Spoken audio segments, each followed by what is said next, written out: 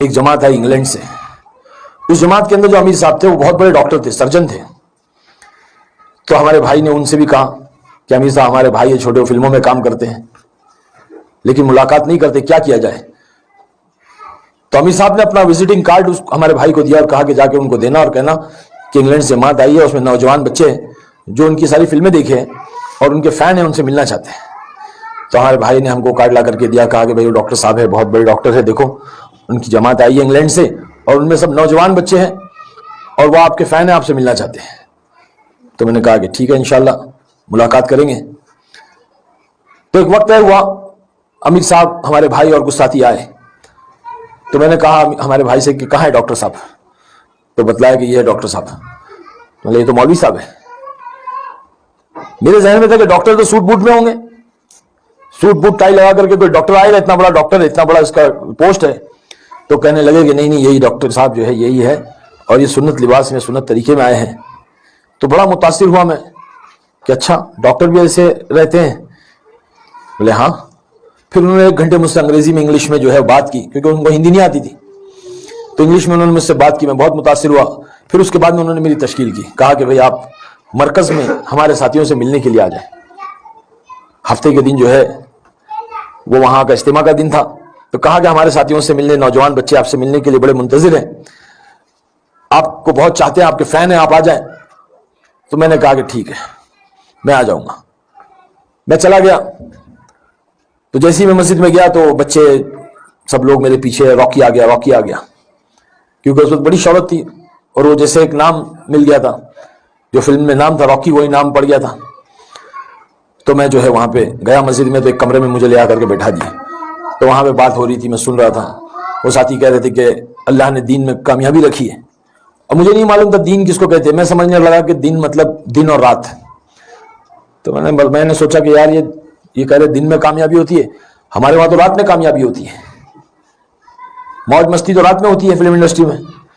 تو خیر سمجھ میں تو آئی نہیں, بات ساری اوپر سے چلی گئی. پھر جو ہے میں نے بات سنی کے بعد میں سارے نوجوان بچے آئے, مجھ سے ملاقات کی, مسافے کیے. بہت نورانی چہرے تھے ان کے ماشاءاللہ, صافہ بانا ہوئے تھے, چہرے پہ داڑھی تھی, خوبصورت ایک دم پیارے پیارے چہرے. بڑا میں مل کر کے خوش ہوا ان لوگوں سے. پھر ان لوگوں نے مجھ سے درخواست کی کہ آپ ہمارے ساتھ کھانا کھا لیں. تو میں پہلی بار مسجد میں ان لوگوں کے ساتھ میں جو کھانا کھانے بیٹھا تو سیدھا سادہ سا کھانا تھا. تو میں اکثر کہتا ہوں کہ وہ تبلیغ کی دال نے حرام کی بریانی چھوڑا دی. تو وہ دال میں اتنی لذت تھی, اتنی کشش تھی, اتنا مزہ آیا. پھر میں نے دیکھا کہ کچھ نوجوان بچے سنت طریقے سے بیٹھے ہوئے تھے.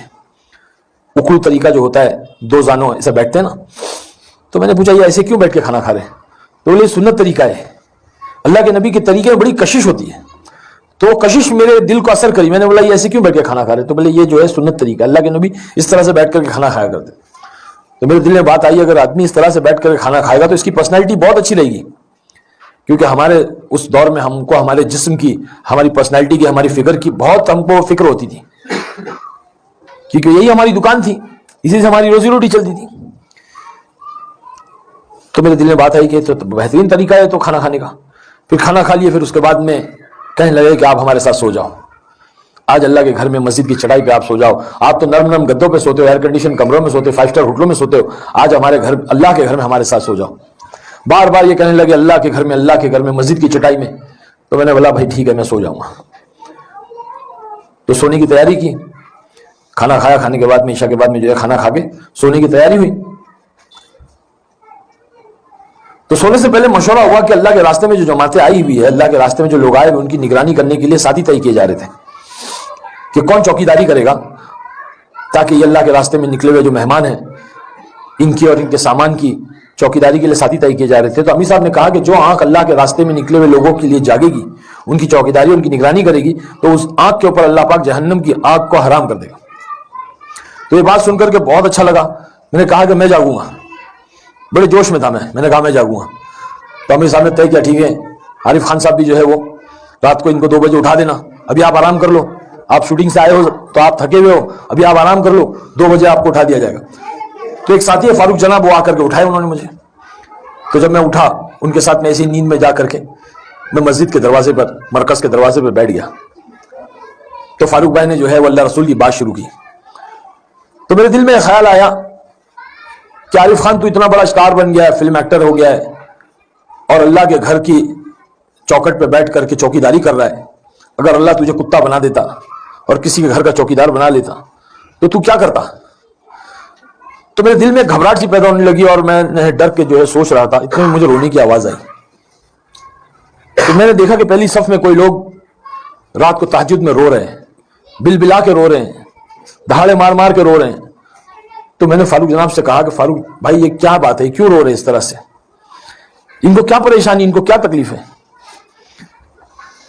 تو فاروق جناب کہنے لگے کہ یہی تو کام ہے، ہمارے مولانا یونس صاحب رحمۃ اللہ علیہ پونا کے، انہوں نے اس دھارواڑ میں بڑی محنت کی ہے، بلکہ پورے مہاراشٹر میں محنت کی ہے، پورے کوکن پٹے میں محنت کی ہے، بہت بڑے اللہ والے تھے، میرا وقت ان کے ساتھ لگا ہے۔ تو مولانا اکثر اپنے بیان میں کہتے تھے کہ کہاں ملیں گے ایسے نوکر، کہاں ملیں گے ایسے غلام، کہاں ملیں گے ایسے خادم جو اپنا لگاتے ہیں، اپنا کھپاتے ہیں، اپنا لٹاتے ہیں اور پھر راتوں کو اٹھ کر کے کہتے ہیں کہ اللہ معاف کر دے، اے اللہ معاف کر دے، جیسا کرنا تھا ویسے نہیں کیا۔ بس وہ چیز میں نے دیکھی وہاں پہ کہ لوگ راتوں کو اٹھ کر کے رو رہے ہیں، اللہ جیسا کرنا تھا ویسے نہیں کیا، اے اللہ معاف کر دے۔ تو میں بڑا پریشان ہوا، میں بولا یہ کیا ماجرا ہے، آج کوئی کسی کے لیے نہیں روتا ہے۔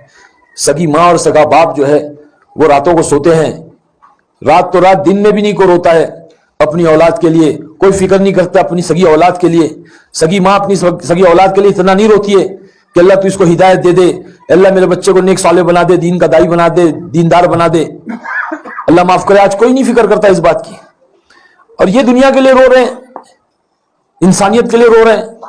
تو بڑا تعجب ہوا، بڑا دکھ ہوا۔ میں اٹھ کر کے گیا، میں نے وضو کیا اور میں نے پہلی بار تہجد کی 2 رکعت نماز پڑھی۔ نماز تو آتی نہیں تھی پڑھنے کے لیے صحیح ڈھنگ سے، بس نماز پڑھ لی اور اللہ سے دعا کی، اللہ اگر یہ سچے ہیں، ان کا رونا سچا ہے، ان کا یہ کام سچا ہے، اللہ تو جانتا ہے میں تو گنہگار ہوں، تو مجھے ہدایت دے دے اور ان کے ساتھ مجھے جوڑ دے۔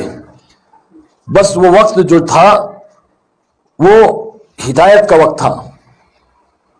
وہ کہتے ہیں نا کہ اللہ پاک جب ہدایت دینا چاہتا ہے تو ذرہ نواز ہے، اس کو بندے کی ایک ادا ایک بات پسند آ جاتی ہے تو اللہ قبول کر لیتا ہے۔ تو مجھے لگتا ہے کہ جب میں 2 رکعت پڑھ کے اللہ سے میں نے دعا کی تو اللہ نے مجھے قبول کر لیا، اور اس کے بعد میں جا کر کے سو گیا، اور سونے کے بعد میں اللہ نے وہ نیند نصیب کی، وہ نیند نصیب کی جو مجھے زندگی میں کبھی ویسی نیند نہیں ملی۔